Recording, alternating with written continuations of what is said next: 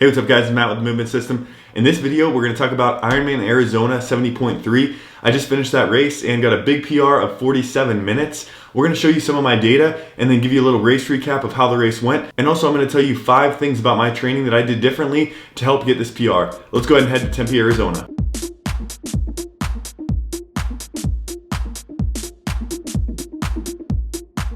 Welcome to Tempe, Arizona. I'm racing Ironman 70.3 tomorrow actually. So we're gonna use today to give you guys a little preview of what the Ironman Village looks like, give you an overview of the equipment and some of the bikes around here. Let's go ahead and dive into it.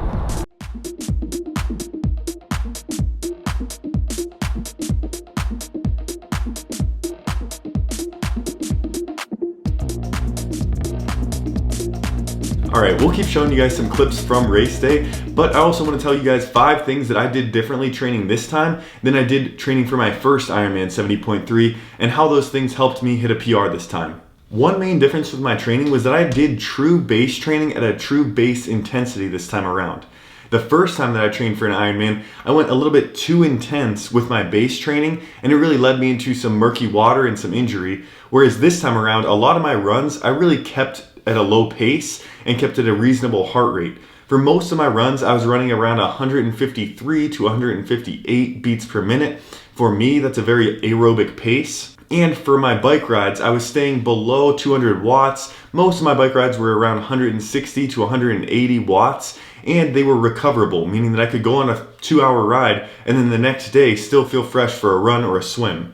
Another big factor with my base training was whenever I was running, I would do a higher tempo. I used to run at a tempo of around 140 to 150 steps per minute, whereas this time around I was really strategic about being over 160 with my tempo. This was really important for having less joint stress and overall just a faster run. So overall, tip number 1 is to do true base training. This was more than 50% of my training for the 4 to 6 months leading up to the race, and it made a big difference whenever it came to race day. Tip number 2 would be incorporate functional strength training. This made a big difference for this time around, particularly in staying injury free. Between 2018 and 2020, I had a lot of trouble with chronic knee pain that just kept coming back and bothering me, and I really couldn't run longer than 1 mile. So really this time around, good training turned into being my rehab. So increasing my tempo was really huge for this and increasing the functional strength training that I was doing. Doing this consistently 3, 4, 5 times a week and doing some activation drills before running that were closed chain with my foot on the ground were really helpful in actually translating to better mechanics in the run and better load management overall. So overall, exercises like marches, step-ups, calf raises were very beneficial in developing a really strong foundation that allowed me to perform really well on race day. Alright, for tip number 3, we're going to talk about bike upgrades. So let's head to Arizona. Alright guys, so we're here by the bike check-in. I'm racing a Cervelo P2. My last race, I actually raced a P1, which is a little bit heavier. I would consider this more of a midline bike. You're going to see that the P series of Cervelo goes all the way up to P5X, which is a super fancy bike.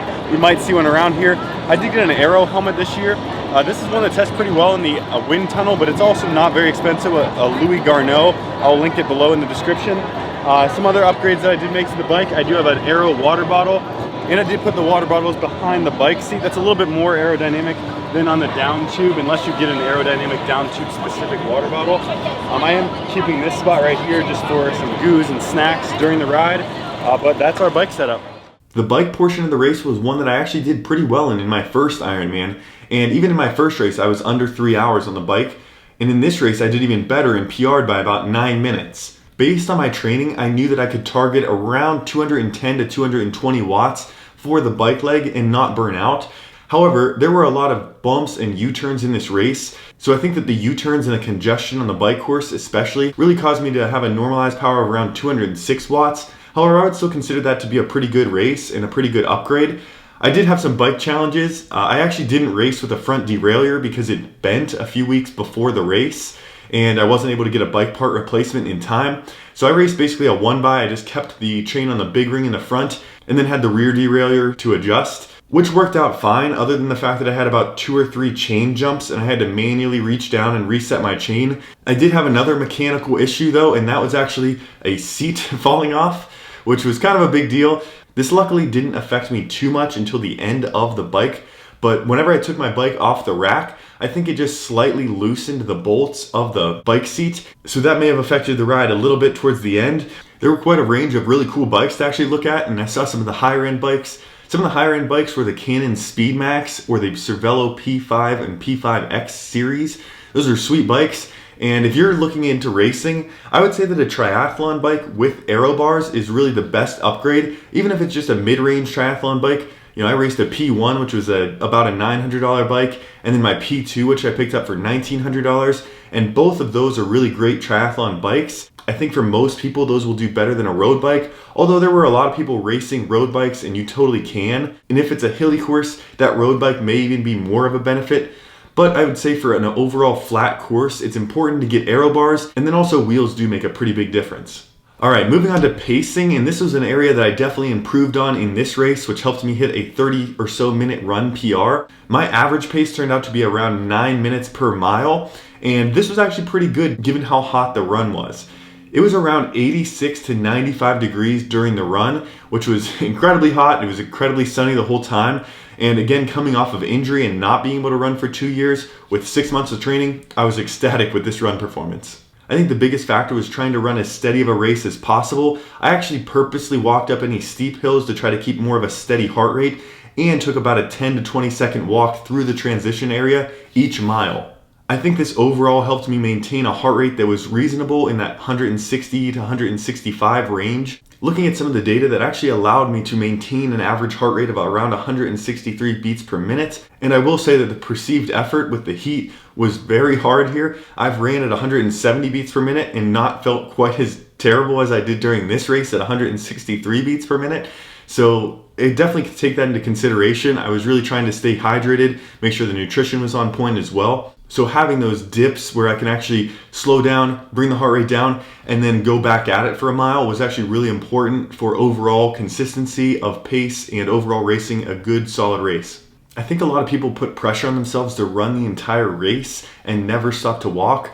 But I will say, even with this performance in walking, I was still in the top 20% of all run times. So I wouldn't put that pressure on yourself to not walk at all. All right, the fifth tip before we actually get into my results and breakdown is just overall to be more consistent with training. I really didn't have any crazy training weeks where I did anything really super intense. It was just about consistently being on the bike, getting my runs in, and going to the pool. I think that's a better approach, and I think the first time around I was always chasing pace numbers and really going after it in terms of intensity at the expense of consistency. I think overall this time consistent training is really what provided the results. So if you're wondering how I did overall, my overall place was 190th out of around 1,100 finishers, or 26th out of 107 in my age group. My first Ironman race, I was around the 50th percentile in everything, whereas this race, I PR'd in every discipline and was around the top 20th percentile in each of those disciplines. I definitely have some work to do to get into that top 10 and be really competitive here, but this was a pretty solid PR, and I learned a lot about training in the meantime.